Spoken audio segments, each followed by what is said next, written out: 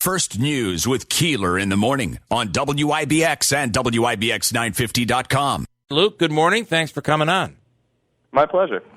Let's start with the announcement. Are you surprised Anthony Brindisi says, I'm not going to run? In some ways, yes. You look at the political landscape and what he's been able to do, and, you know, he's by far the best candidate Democrats have. But then you got to balance that with the challenges of being a congressional candidate, particularly in a highly watched district, and the rigors of being a congressional representative. I'm always telling my students, whether you're a member of Congress or not, that person puts in 40, 50, 60 hours a week. And so it's really a grueling job, particularly in a large district like ours, and one that's not particularly close to D.C. So I completely understand most likely where he's coming from in that regard because of quality of life and wanting to spend more time with family. And I imagine a bit of a sour taste after the way this thing went down, where we really don't know what the outcome would have been. It may very well have been Claudia Tenney won by a couple hundred votes, or maybe almost 1,000 votes. It may have been Brindisi was the winner. That's a very sour taste, I think, for not just the candidates, but for the public as well, knowing that there were a lot of votes that just didn't end up getting counted. Yes, it was not a good electoral process for sure. And if you're in the middle of that, not only did you go through a highly competitive, normal, so to speak, congressional campaign, but then you had several months of legal and political aftermath as well that you had to deal with. And that's not easy.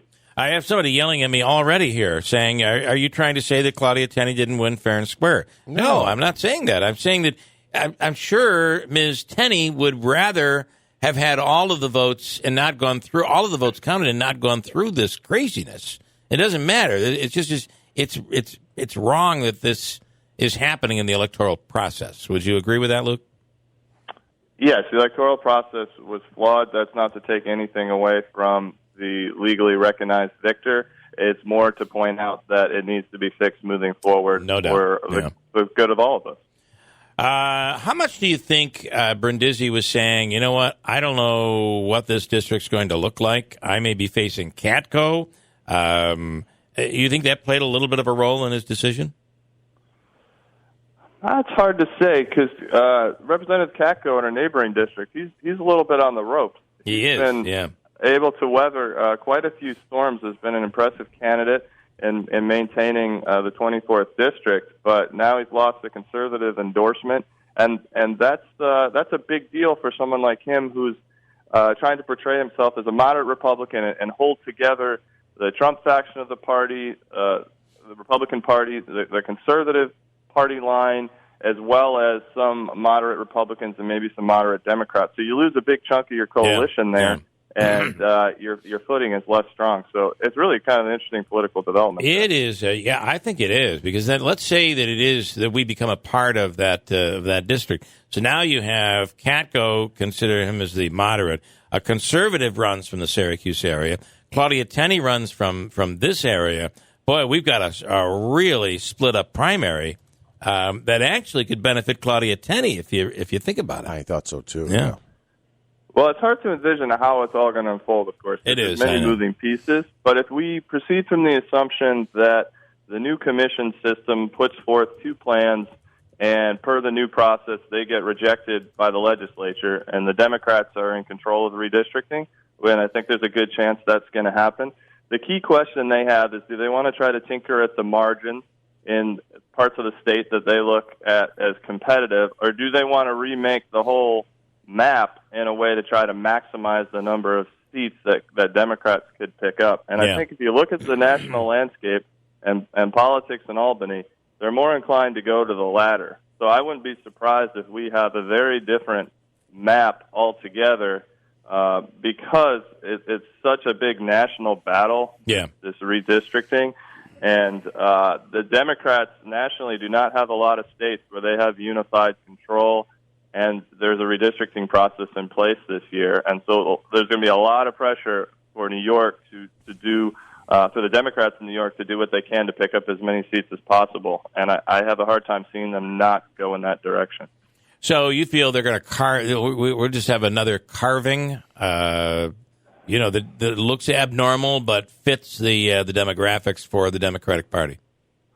Well, so the Supreme Court said that partisan gerrymandering is constitutional, which, in my professional opinion, was a problematic ruling if you're someone like me and think gerrymandering is bad. Yeah. I'm not necessarily saying Democrats are going to gerrymander in the sense that they're going to have all these funny-looking districts all over the place. That's possible. I'm just suggesting that there's strong incentives for them to rethink the entire map rather than look at 24 and 22 and say, let's take a little bit of this and a little bit of that. Right. Hopefully, whatever emerges will be relatively contiguous, and there is some state law that requires that. But I'm just suggesting I wouldn't be surprised if NY-22 is different, much different than what it is right now. And I think you're right. It's probably more likely that we'll head east or west than have the southern tier in our district. But, of course, it's speculation at this point. I don't know for sure. Yeah. There's a good chance that, it's possible that Herkimer County might be separated from Oneida County. It's possible that we are a part of the Syracuse area. And if that's the case, the big fear for people here is that we're going to struggle because of their population dominance. We'll struggle with having a local candidate going forward or a local winner going forward. Yes, so if we're adopting the mindset of Democrats potentially trying to map out favorable districts, then you're looking at the urban centers throughout upstate and how to create districts where you have one or more of those that give you a registered voter advantage, going from Utica to Syracuse to Rochester and so on. So, yes, perhaps Utica is somehow isolated, with Utica-Rome is somehow isolated, or perhaps it's married up with a Syracuse. And in that case, yes, I think the Syracuse politics of it will dominate and overshadow Utica for sure. Can you walk us through the redistricting process, how that will happen? Sure.